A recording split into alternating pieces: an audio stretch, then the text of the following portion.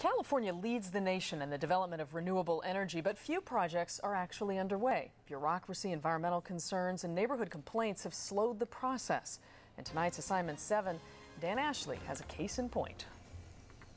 Sandwiched between I-5 and Hollister in San Benito County, the Panoche Valley may be as close to the middle of nowhere as you can get. For Ronnie Douglas, though, it is somewhere. We stood on a hill and looked out over the valley, and I said, this is where I want to spend the rest of my life.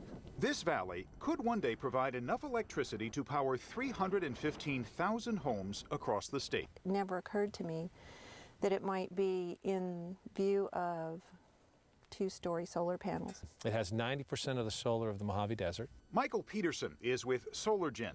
His company wants to build one of the largest solar power projects in the nation here. 1.2 million solar panels could cover an area the size of 3,500 football fields.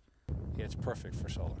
I think it's a very irresponsible place to build a solar facility. In California, it's very difficult to find transmission lines. Could possibly jeopardize their recovery and possibly cause the extinction of some animals. We're raising the panels so that sheep can graze, because the species here are used to and thrive on a grazed environment.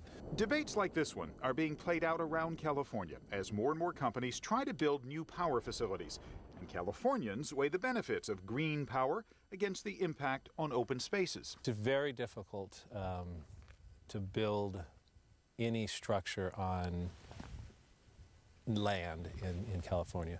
There are roughly 150 solar projects seeking permits to operate in California, mostly in Southern California deserts.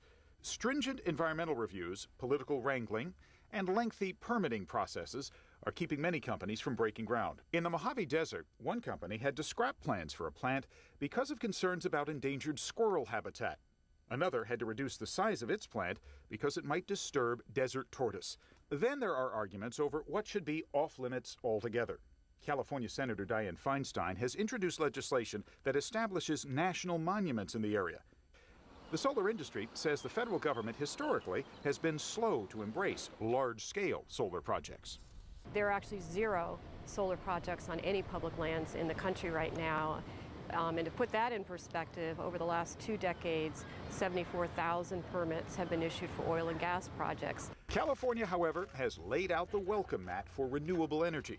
Last year, Governor Schwarzenegger signed an executive order mandating that 33% of California's electricity come from renewable sources like wind or solar. I wouldn't say that this is easy. It's not. Federal Courthouse in San Francisco with the latest on this story. Carolyn. Well, testimony in this trial ended back in January. Judge Vaughn Walker said he did not expect such a long hiatus between then and now with the closing arguments, but he said maybe it's appropriate. After all, he said, isn't June the month for weddings? The case involves 2 same-sex couples, lesbians from Berkeley and gay men from Southern California, who say the ban on same-sex marriages voters approved in November 2008 violates their constitutional right to marry the one they love. This case for us is about how we as Americans just want to be treated equally by our government and under the law. Their attorney Ted Olson argued that the U.S. Supreme Court has ruled in 14 cases since the 1880s that marriage is the most important thing in life and a fundamental right of all Americans. He says Prop 8 discriminates against gays and lesbians by treating them differently than their heterosexual counterparts. We have said from the beginning that when Proposition 8 took away the right to marry that had existed in California under the California Supreme Court decisions, that was a deprivation of equal protection and a deprivation of due process. On the other side of the case, attorneys for Governor Schwarzenegger and Attorney General Jerry Brown waived their closing arguments. However, the judge did have questions for the attorney representing state registrars regarding gender on marriage licenses and the difference between those licenses and domestic partnerships. The judge then turned